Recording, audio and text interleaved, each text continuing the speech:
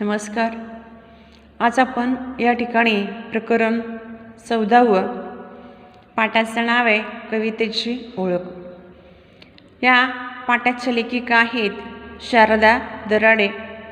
त्यांचा जन्म 1979 साली झालेला आहे. शारदा दराडे यांनी विविध वृत्तपत्रे व मासिकातून लेखन केलेलं आहे. त्यांची गाडग्यातील अमृतवाणी या काव्यसंग्रहात काही कवितांचे लेखन प्रस्तुत आहे.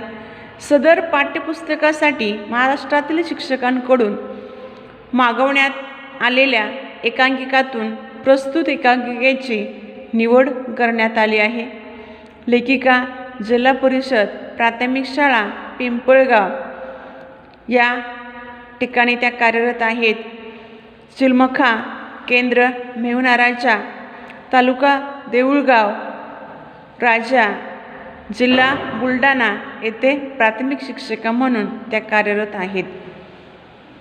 आता या पाठामध्ये खूप अतिशय सुरेख अशी मांडणी आहे.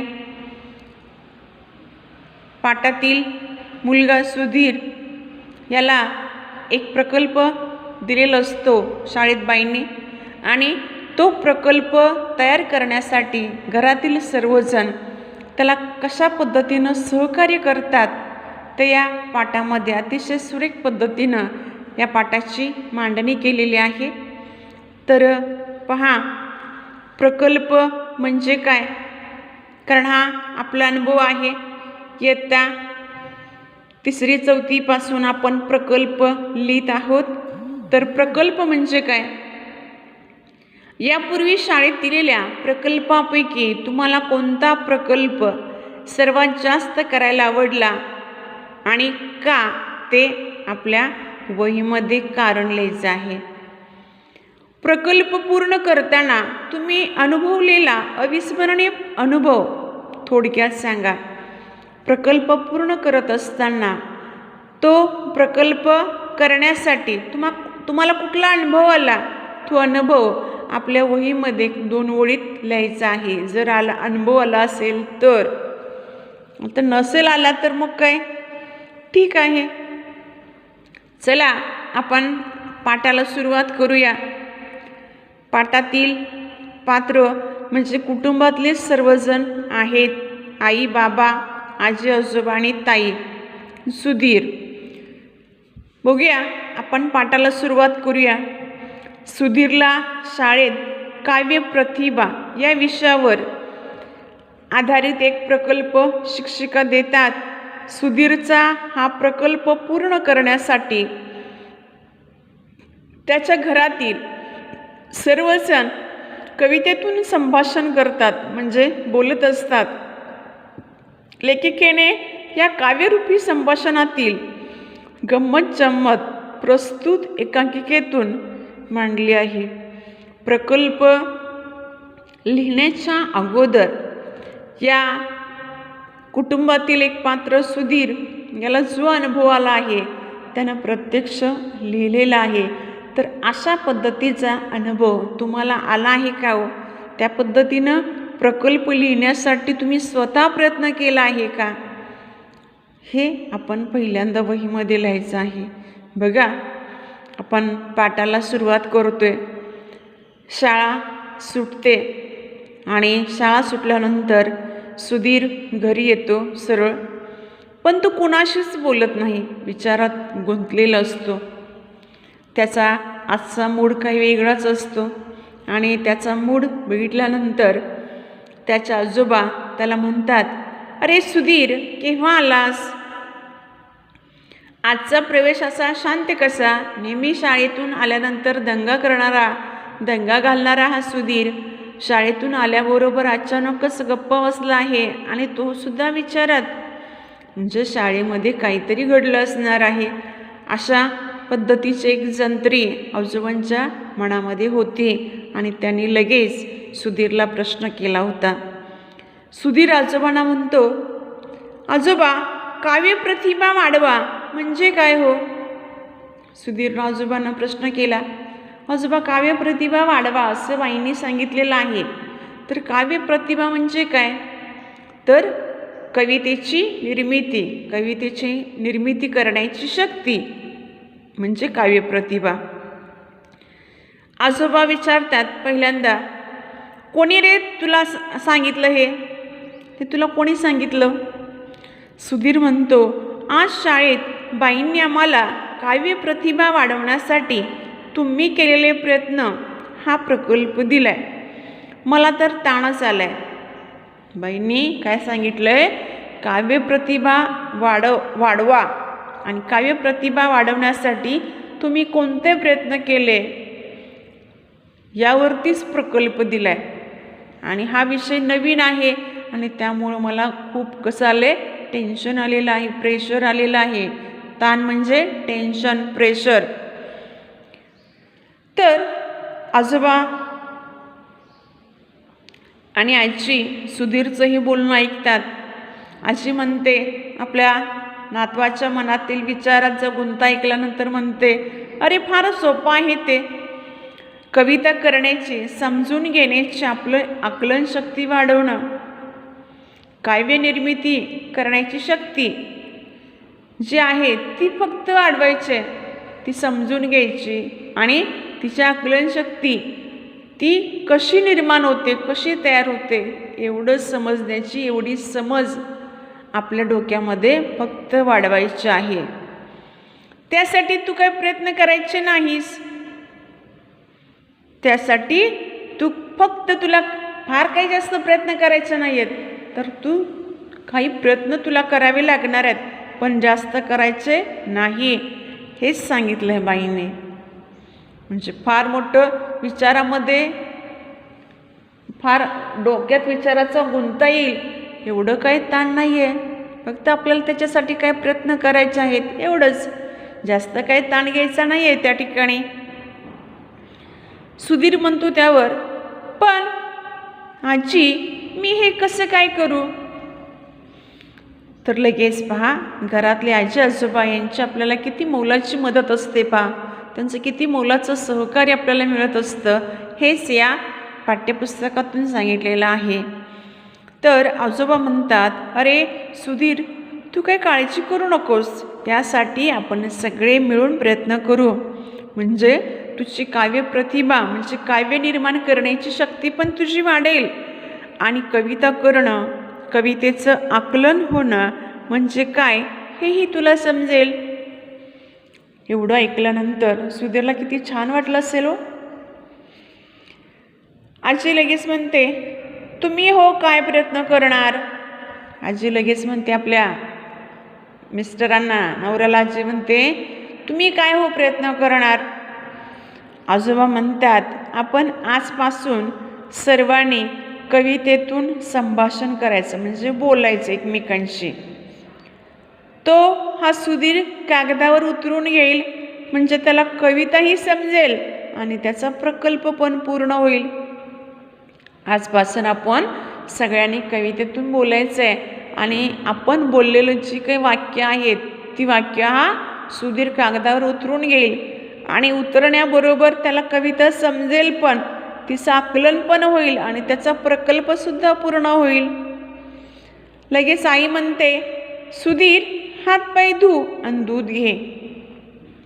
शाळेतून आला आहेस तू, हातपाय धु, फ्रेश हो आणि दूध घे.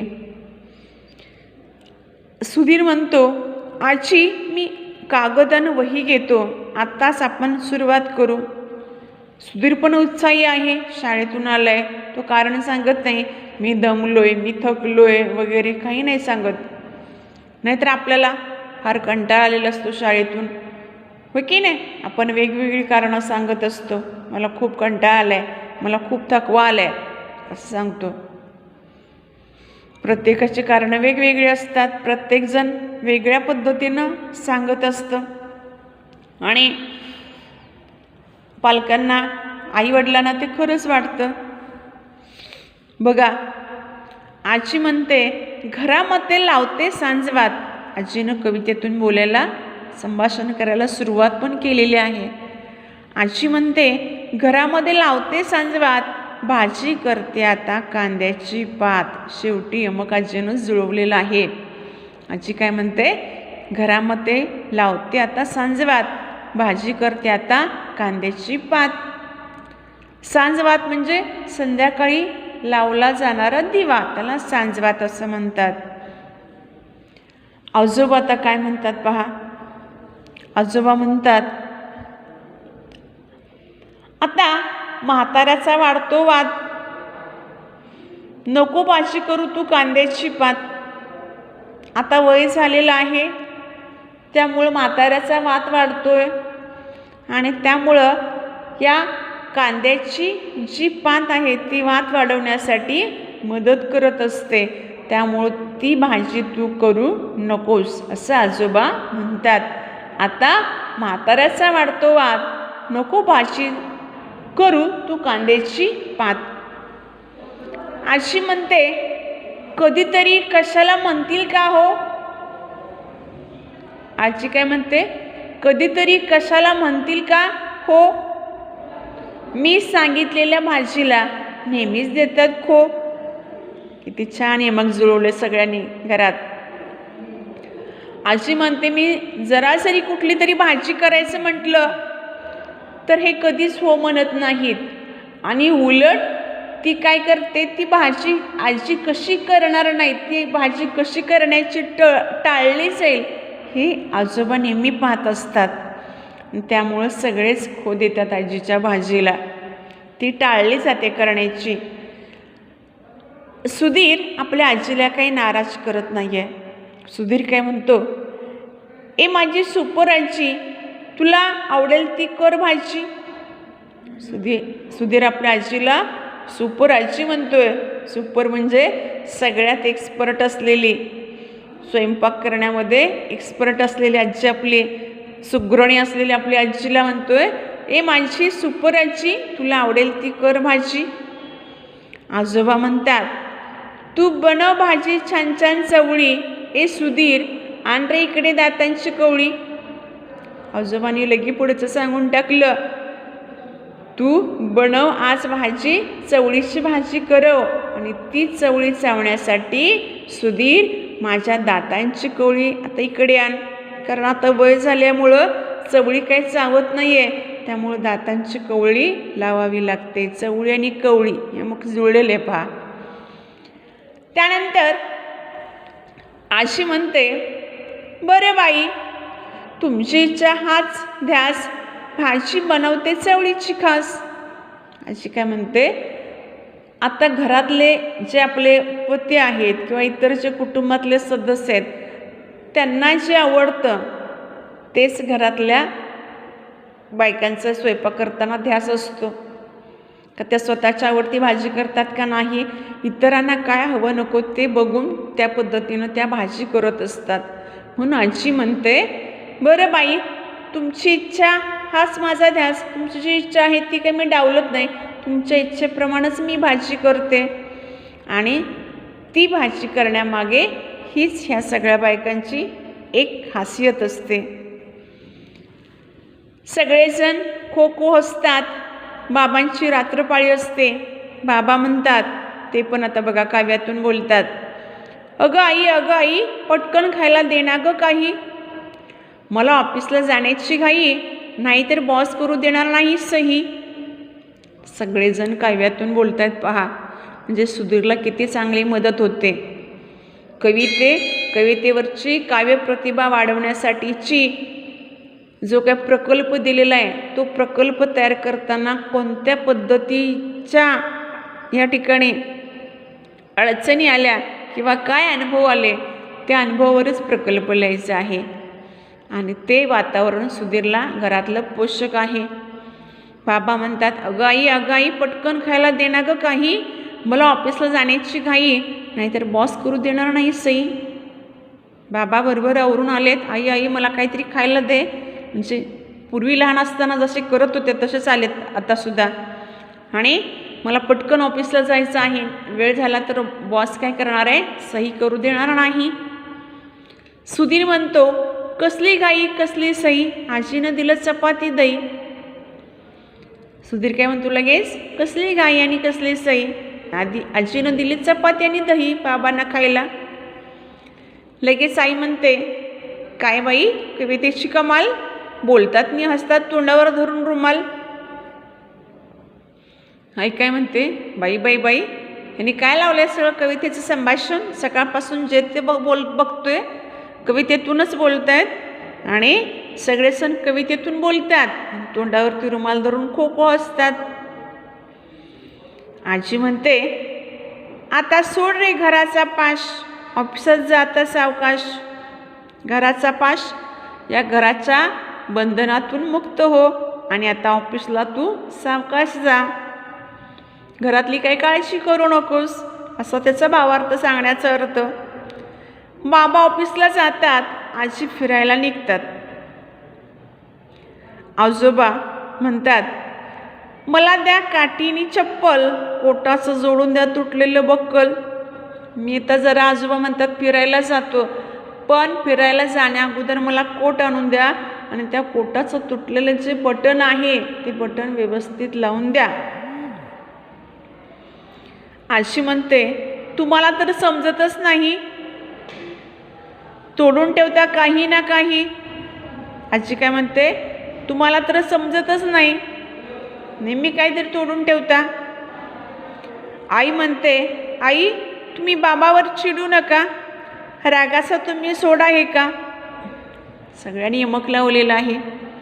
लगेच आई म्हणते सासूबाईंना, आई आई तुम्ही बाबांच्यावरती चिडू नका, रागाचा तुम्ही सोडा हे का.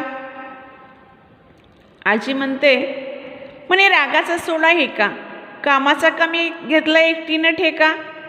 शिवणकाम शिकलीस पण बक्कल लावायला चुकलीस.